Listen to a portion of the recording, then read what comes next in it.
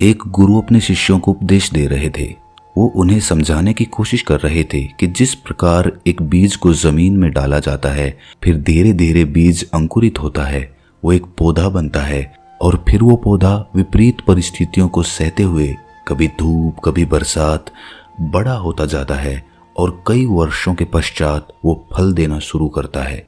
लेकिन इंसान की सबसे बड़ी गलती यही होती है कि वो जब मेहनत करता है तो उसका फल उसे तुरंत चाहिए होता है, लेकिन प्रकृति में ऐसा कहीं भी नहीं होता। जो मेहनत हम आज करते हैं उसका फल हमें भविष्य में मिलेगा और फल मिलने से पहले हमें भी विपरीत परिस्थितियों से होकर गुजरना पड़ेगा।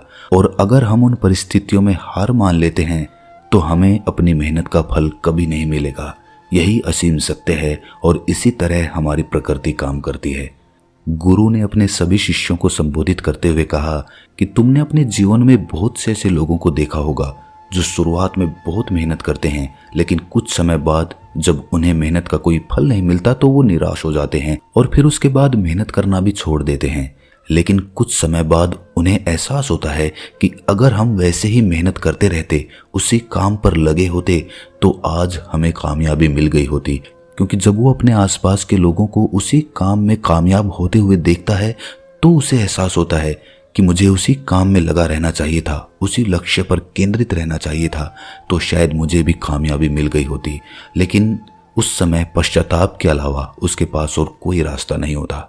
ना तो वो दोबारा पीछे पलटकर समय को बदल सकता है और ना ही वो भविष्य में उसी काम को दोबारा से शुरू करने की हिम्मत जुटा पाता है। जब वो गुरु अपना उपदेश उन शिष्यों को सुना रहे थे, तभी उनका उपदेश एक बुजुर्ग आदमी भी खड़ा होकर सुन रहा था। वो अचानक से बीच में बोल पड़ा। उसने कहा, गुरुवर, मेरी उम्र काफी ज्यादा हो चुकी है, पूरी उम्र का अनुभव है मेरे पास, और मैंने अपने जीवन में ये भी पाया है कि बहुत से लोग पूरी मेहनत करते हैं, कभी हार नहीं मानते, लेकिन उसके बावजूद उन्हें सफलता नहीं मिलती। मैं खुद इसका बहुत बड़ा उदाहरण हूं।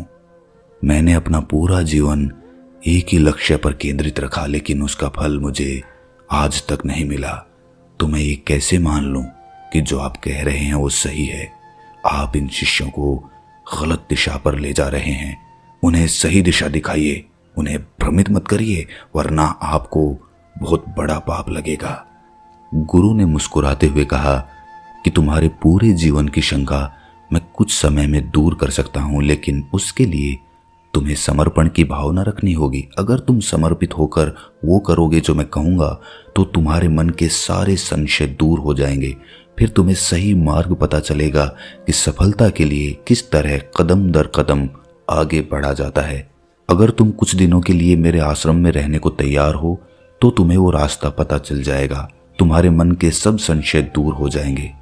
वो बुजुर्ग तो अपनी जिंदगी से हार ही चुके थे, क्योंकि लाख कोशिश करने पर भी उन्हें अपने लक्ष्य में सफलता नहीं मिली थी। इसीलिए वो आश्रम में रहने को तैयार हो गए, लेकिन एक शर्त पर। उन्होंने उस गुरु से कहा कि गुरुवर, अगर मेरी बात गलत साबित होती है तो इन शिष्यों को एक बहुत बड़ी सीख मिलेगी जो मुझे पूरी जिंदगी में नहीं मिल पाई। लेकिन अगर आप गलत साबित होते हैं तो आपको ये गुरु की पदवी छोड़कर यहाँ से चले जाना होगा, क्योंकि आप इस तरह शिष्यों को भ्रमित नहीं कर सकते। ये गलत है और ये पाप है।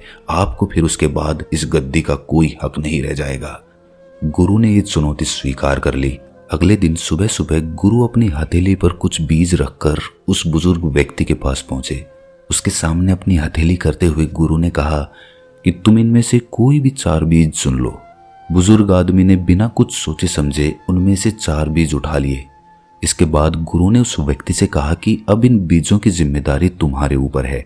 तुम इन बीजों को कैसे फल में परिवर्तित करते हो, ये तुम्हारे ऊपर रहा। इसके लिए तुम आश्रम का कोई भी हिस्सा चुन सकते हो, और किसी भी प्रकार की सहायता की जरूरत हो तो तुम सीधा मेरे पास आ सकते हो। बुजुर्ग आदमी ने आश्रम का वो हिस्सा चुना जहां पर बहुत से पौधे नहीं थे, जो जमीन खाली थी और जहां पर सिर्फ घास उगी हुई थी। उसने थोड़ी थोड़ी दूरी पर कुछ मिट्टी हटाकर वो बीज वहां पर डाल दिए और नियमित रूप से उन बीजों की देखभाल करने लगा। वो समय से उनमें पानी देता, किसी भी पशु या पक्षी को उसके पास आने भी नहीं देता। कुछ समय बाद उन बीजों में से पौधे निकलने लगे, लेकिन पौधे सिर्फ 3 बीजों में से निकले। एक बीज में से कोई पौधा नहीं निकला। मतलब कि वो बीज वहीं जमीन में खराब हो चुका था। धीरे धीरे बुजुर्ग आदमी ने अपनी बात सही साबित करने के लिए उन पौधों की और भी ज्यादा देखभाल शुरू कर दी। वो नियमित रूप से उनमें खाद डालता, उनमें पानी देता और पशु पक्षियों से भी उन्हें बचा कर रखता। लेकिन इसके बावजूद उनमें से सिर्फ एक पौधा पनप पाया। बाकी के 2 और पौधे धूप की वजह से या बरसात की वजह से वहीं पर बर्बाद हो गए। आखिरकार बुजुर्ग आदमी को एक पौधे में सफलता मिली और आखिरकार उसने पाया कि उस पौधे पर फल भी आने लगे थे। ये देखकर बुजुर्ग आदमी को बड़ी प्रसन्नता हुई। वो जल्दी से उस गुरु को बुलाकर लाए, उन्हें दिखाने के लिए कि जो पौधा उन्होंने लगाया था उसमें अब फल आने लगे हैं। गुरु ने जब ये देखा तो उन्होंने बुजुर्ग आदमी से एक सवाल पूछा। उन्होंने पूछा कि मैंने तुम्हें 4 बीज दिए थे, लेकिन उसमें से सिर्फ 3 ही पौधे बन पाए और तीनों पौधों में से सिर्फ एक ही पेड़ बन पाया जो आज फल दे रहा है। ऐसा क्यों हुआ? बुजुर्ग व्यक्ति ने कहा कि गुरुवर, ऐसा ही होता है, हर बीज पेड़ नहीं बनता, लेकिन 4 बीजों में से एक तो पेड़ बना। क्या ये कम सफलता है? इसके बाद संध्या समय उपदेश का वक्त हो चला था। सभी शिष्य अपने अपने स्थानों पर उपदेश सुनने के लिए बैठे हुए थे। इसके बाद गुरु उस बुजुर्ग व्यक्ति के साथ वहां पर पहुंचते हैं और सभी शिष्यों को संबोधित करते हुए अपनी बात आगे बढ़ाते हुए कहते हैं कि जमीन में बीज डालते वक्त अक्सर हम लोग बीज की गुणवत्ता और जमीन के बारे में ख्याल ही नहीं करते। किस तरह का बीज हम उपयोग में ला रहे हैं और किस तरह की जमीन पर वो उगेगा, यानी कि पौधा बनेगा और कल को फल देगा, इसके बारे में हम सोच विचार नहीं करते। हमारे हाथ में जिस भी प्रकार का बीज आता है, हम बिना कुछ सोचे समझे उसे किसी भी तरह की जमीन पर फेंक देते हैं, जिससे कि वो पौधा नहीं बन पाता। उसी प्रकार अपने जीवन का लक्ष्य चुनते हुए हमें बहुत सतर्क होना पड़ता है, क्योंकि अगर हमारे बीज रूपी लक्ष्य की गुणवत्ता अच्छी नहीं होगी तो हमें भविष्य में नाकामयाबी ही हाथ लगेगी। इसीलिए हम किस प्रकार का लक्ष्य चुनते हैं, उससे हमें भविष्य में क्या फल मिलेगा, ये हमें पहले ही सोच लेना चाहिए और उस बीज को अपने मन में पूरी तरह से बैठा लेना चाहिए। इसका अर्थ ये है कि हमारा मन उस धरती की भांति है, उस जमीन की भांति है और वो लक्ष्य एक बीज की भांति है। इसीलिए उस बीज को उस जमीन पर डालने से पहले उस जमीन को भी साफ करना जरूरी होता है। अक्सर हम कभी भी बीज को जमीन पर डालते वक्त ये नहीं सोचते कि उस जमीन को भी तैयार करने की जरूरत होती है। वहां से खरपतवार हटानी पड़ती है, घास इत्यादि हटानी पड़ती है, उसमें पानी देना होता है और फिर वो जमीन कहीं जाकर तैयार होती है। वही बात हमारे मन पर भी लागू होती है। अक्सर हमारे मन में जो भी विचार आता है, दूसरों से प्रभावित होकर जो भी लक्ष्य हम निर्धारित करते हैं, वो पूरी तरह से सटीक या सही नहीं होता है। वो दूसरों से प्रभावित होकर लिया गया फैसला होता है। लेकिन अगर हम ध्यान के द्वारा अपने मन की जमीन को खाली कर देते हैं, अपने मस्तिष्क को विचारों से खाली करके निष्पक्ष होकर उस लक्ष्य के बारे में सोचते हैं, विचार करते हैं और ये देख पाते हैं कि भविष्य में ये लक्ष्य मुझे किस प्रकार के फल देगा, तो फिर वो बीज हमारे मन में और भी गहरा बैठता चला जाता है और उसका परिणाम हमें भविष्य में उसी रूप में मिलता है। ये 2 बातें याद रखते ही हम अपने लक्ष्य में कामयाब हो जाएं, ऐसा भी जरूरी नहीं होता, क्योंकि विपरीत परिस्थितियां हमेशा आती रहती हैं। लेकिन एक समझदार आदमी हमेशा जानता है कि विपरीत परिस्थितियां उसे मजबूत बनाने के लिए आती हैं, ना कि उसे कमजोर बनाने के लिए। लेकिन कुछ लोग विपरीत परिस्थितियों से हार मानकर अपने लक्ष्य को बीच में ही छोड़कर चले जाते हैं, जो कि एक इंसान की सबसे बड़ी गलती होती है। क्योंकि पौधा तो फल तभी देगा जब वो पेड़ बनेगा, लेकिन हम उसका पेड़ बनने का इंतजार ही नहीं करना चाहते। एक पौधा नाना प्रकार की विषम परिस्थितियों से होकर गुजरता है। कभी बहुत ज्यादा गर्मी होती है, बहुत ज्यादा धूप होती है, तो कभी आंधी तूफान और बारिश आ जाते हैं। लेकिन अगर वो उन परिस्थितियों को सहन नहीं कर पाएगा तो वो कभी भी पेड़ नहीं बन पाएगा, फल नहीं दे पाएगा। उसे मजबूत पेड़ बनने के लिए उन परिस्थितियों से होकर गुजरना ही पड़ेगा। इसी प्रकार एक इंसान को भी समाज के ताने सहने पड़ते हैं। कोई लोग कहेंगे कि इतना वक्त हो गया इसको काम करते हुए, लेकिन इसको सफलता नहीं मिल रही, ये तो मूर्ख है, इतना समय कौन देता है किसी काम में। लेकिन ये सब विपरीत परिस्थितियां होती हैं और जो आदमी इनको पार कर जाता है वो अपने लक्ष्य के लिए और भी मजबूती के साथ तैयार होता रहता है। और आखिर में ये सब काम पूरे होने के बाद एक इंसान की सबसे बड़ी ताकत होती है उसका संयम। उसको इंतजार करना पड़ेगा, उसे संयम रखना होगा, उसे चुप रहकर निरंतर अपने लक्ष्य की तरफ बढ़ते रहना होगा। और एक दिन ऐसा भी आएगा जब वो पौधा पेड़ बन जाएगा और वो पेड़ बहुत ही मीठे फल देगा, क्योंकि जितना समय एक पेड़ को बड़ा होने में लगता है उतने ही मीठे फल उसके पाए जाते हैं।